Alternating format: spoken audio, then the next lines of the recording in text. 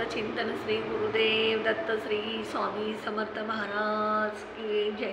स्वामी दत्त सेवा या चॅनलवर तुम्हा सर्वांचे खूप खूप स्वागत। तुम्हा सर्वांचं आरोग्य उत्तमच राहू दे, तुमचं आयुष्य आरोग्यदायी जाऊ दे, राहिलेलं आयुष्य तुम्हाला आरोग्यदायी मिळू दे, राहिलेलं आयुष्य तुमचं आरोग्यदायी जाऊ दे आणि तुम्हाला अखंड आयुष्य मिळू दे असं स्वामीचरणी प्रार्थना करते। आरोग्य उत्तम असेल तर आपण सगळं काही करू शकतो, कष्ट मेहनत काम सगळं करू शकतो। म्हणून सगळ्यांसाठी मी आरोग्य उत्तमच राहू दे असं स्वामीचरणी प्रार्थना करते आणि माझ्या व्हिडिओला सुरुवात करते। बघा आज गुरुवार आहे, गुरुवारी आपण बऱ्याच सेवा करतो, उंबऱ्याला हळदीचं लिंपण करतो, गुरुवारी आपण आंघोळीच्या पाण्यामध्ये हळद टाकतो, घरामध्ये आपण हळदीचं हळद शिंपडतो। त्यानंतर आपण आज विष्णू सहस्त्रनाम वाचतो, स्वामी समर्थ दत्त महाराजांचं मंत्र म्हणतो किंवा स्वामी समर्थांना विष्णू महाराजांना अभिषेक घालतो, बाळकृष्णांना अभिषेक घालतो।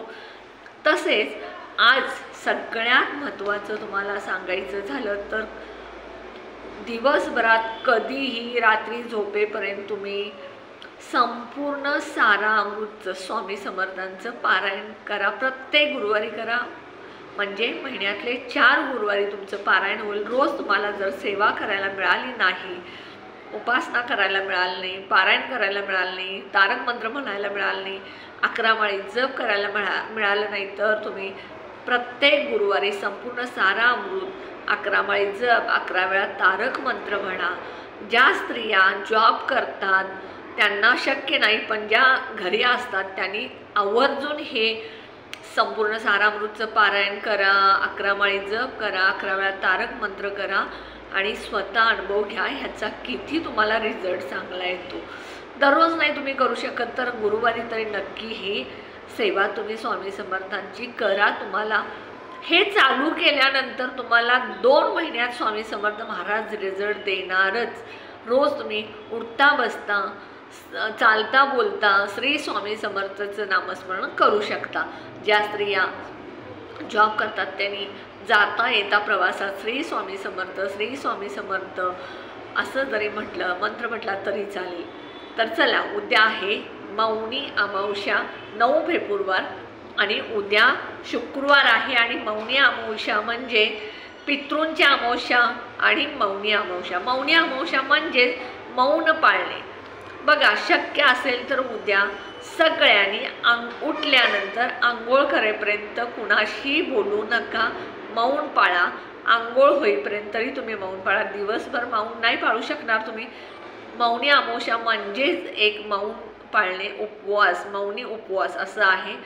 शक्य होईल तेवढं कमी बोला, कोणाशी वाद करू नका। घरात जर असा प्रसंग झाला वाद करण्याइतका तर तुम्ही 2 तास मौन पाळा, देवाजवळ नामस्मरण करा। हे तुम्ही उद्या करायचं आहे। ज्या स्त्रियांची लहान बाळ आहेत, ज्या स्त्रिया आजारी आहेत, ज्या स्त्रियांची डबे मुलांचे आहेत त्यांना शक्य नाही, पण ज्यांना शक्य आहे त्यांनी नक्की उद्या लवकर उठा।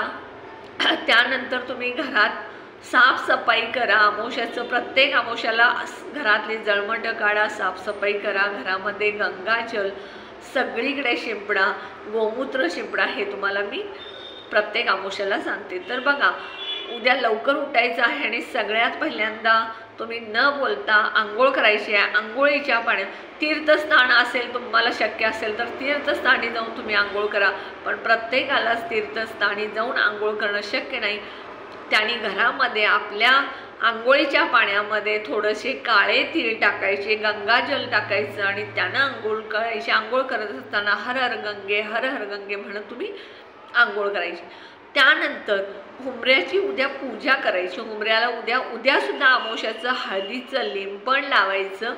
त्यानंतर हुंबऱ्याला हळदी कुंकू, त्यानंतर लाल फूल हे अर्पण करायचं। हुंबऱ्याच्या मधोमध तुम्ही एक दिवा लावायचा, त्या दिव्याखाली तुम्ही स्वस्तिक काढायचं, कुंकूचं आणि हळदीचं मिक्स करून, कुंकू आणि हळद मिक्स करून त्याचं स्वस्तिक काढायचं। त्यावरती तो दिवा घराच्या बाहेरच्या दिशेला तोंड करून लावायचा।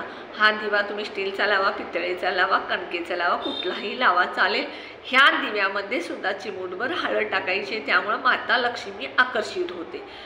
त्यानंतर बघा तुम्ही उद्या आज रात्री एक लोटा एक तांब्या भरून पाणी तुम्ही किचन कट्ट्यावर ठेवा आणि हे पाणी उद्या सकाळी तुम्ही उठल्यानंतर तुमच्या उंबऱ्याची पूजा झाल्यानंतर तुमच्या दरवाजाच्या बाहेर एखादं गेट असतं, त्या गेटच्या जवळ तुम्ही हे पाणी ओता. जर तुमच्या दरवाजाच्या बाहेर गेट नसेल तर तुम्ही मुख्य दरवाजाच्या बाहेर जरी हे पाणी ओतलं तर पितृंचं म्हणजे त्या पितृंना हे पाणी मिळतं असं म्हटलं जातं. बघा, ते पाणी पितृंचा दिवस मानला जातो, त्यामुळं त्या पाण्याला ते पाणी पितृतिथी आहे उद्या, त्यामुळं ते पाणी तुम्ही पितृंना दिल्यासारखं होतं, पितृंनी पिल्यासारखं होतं, म्हणून ते पाणी तुम्ही गेटच्या बाहेर ओतायचं.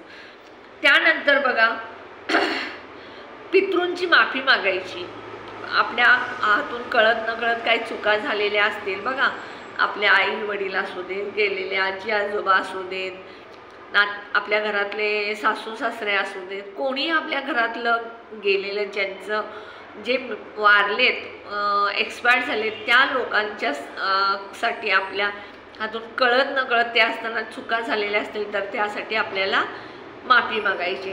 त्यानंतर बघा, उद्या आपल्याला सगळ्यात महत्त्वाचं तुळशीची सुद्धा उद्या पूजा करायची. तुळशीला सुद्धा तुम्ही कच्चं दूध, गाईचं असू दे म्हैशीचं असू दे, कच्चं दूध तुम्हाला गाईचं मिळालं तर उत्तम, नसेल तर तुम्ही म्हैशीचं घालू शकता.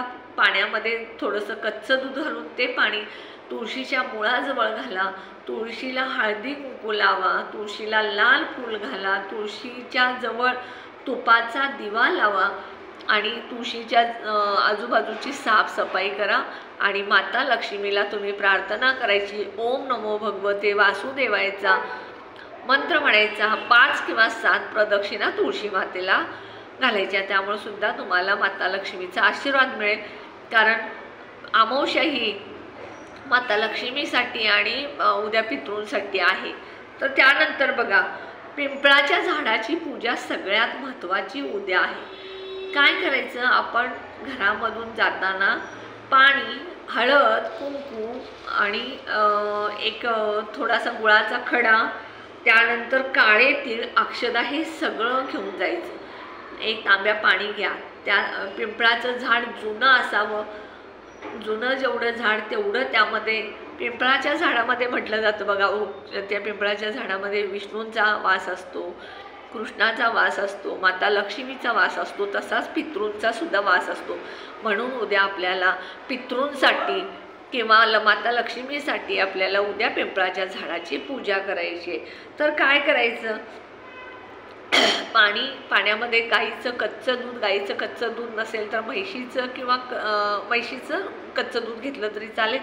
त्या पाण्यामध्ये कच्चं दूध घालायचं, गूळ थोडासा, अक्षदा, काळे तीळ, हळदी कुंकू टाकायचं आणि हे पाणी झाडाला त्या पिंपळाच्या अर्पण करायचं. आणि तिथे एक तुम्ही कणकेचा मोहरीचा दिवा लावायचा.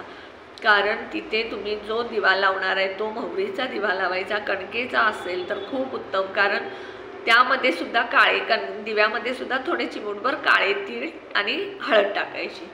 यानंतर आपण दक्षिणेला तोंड करून पितृंना प्रार्थना करायची आणि ओम पितृदेवो भव नम, ओम पितृदेवो भव नम असं म्हणत प्रार्थना करायची आणि पितृंना माफी मागायची. पितृंची कळत नकळत माझ्या हातून तुमच्या सेवा करण्यात तुम्ही असताना जे काय आमच्या हातून चुका झाल्या त्यांच्यासाठी आम्ही तुमची माफी मागतो, क्षमा मागतो, आम्हाला तुम्ही माफ करा आणि तुमचा आशीर्वाद आम्हाला द्या असं म्हणायचं. त्यानंतर बघा, महादेवाला सुद्धा तुम्ही उद्या काळे तीळ पाण्यामध्ये घालून त्या पाण्याचा अभिषेक महादेवाच्या मंदिरामध्ये करू शकता. कारण त्यामुळे सुद्धा तुम्हाला उद्या पितृंचा आशीर्वाद मिळेल.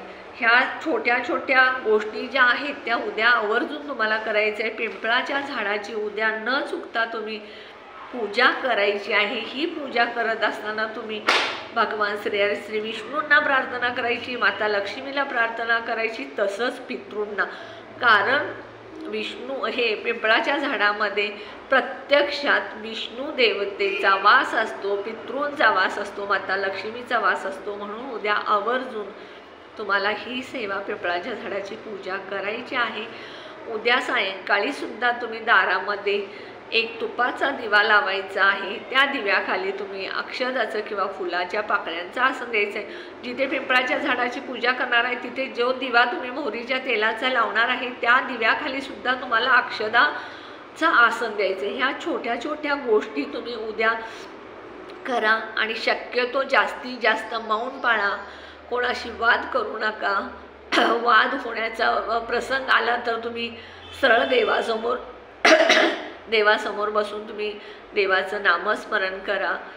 आणि पितृंसाठी उद्या जी आपण सेवा करणार आहे त्या पितृंची माफी मागून पितृंचा आशीर्वाद घ्या.